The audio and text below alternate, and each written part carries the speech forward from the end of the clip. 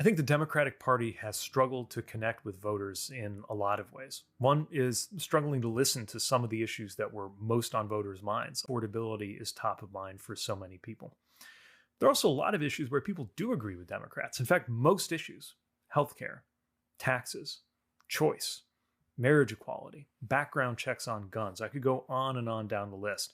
I think that as a Democratic Party, that there are some really good ideas that will really help millions of people nationwide and thousands of people locally. Most issues, you got But we all don't 67% agree of how to Americans who do agree it. with us. And one of the fears I think exists is that we have a lot of people that run campaigns that are scared that, well, it's going to cost money.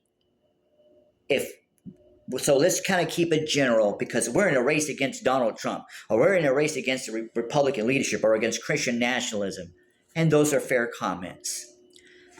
President Lincoln said to trust the American people. And I do. I trust you as the American people. That means transparency is important. That also means I want to be upfront and say, hey, one example is we have an issue. It's called school mass shootings. To help solve the problem, we want to increase law enforcement around school areas. And the second thing is we want to make sure that people who own guns that shouldn't are not allowed to own them. Maybe you went to prison and you were in a gang and it was gun related. Maybe you did a robbery and it was with a gun. Maybe domestic violence with a gun. You've already proven to all of us that you shouldn't own a gun because you can't be trusted. For the remainder of us, we're going to make sure that we protect everyone's right to own a gun.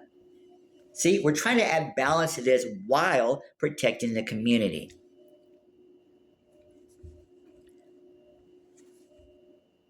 There's no one right method for any campaign. There's no only one right method. We have people that they focus on wanting women to be in leadership, and I love it. We have other groups and individuals that say, well, we're going to concentrate on a specific generation. Love it.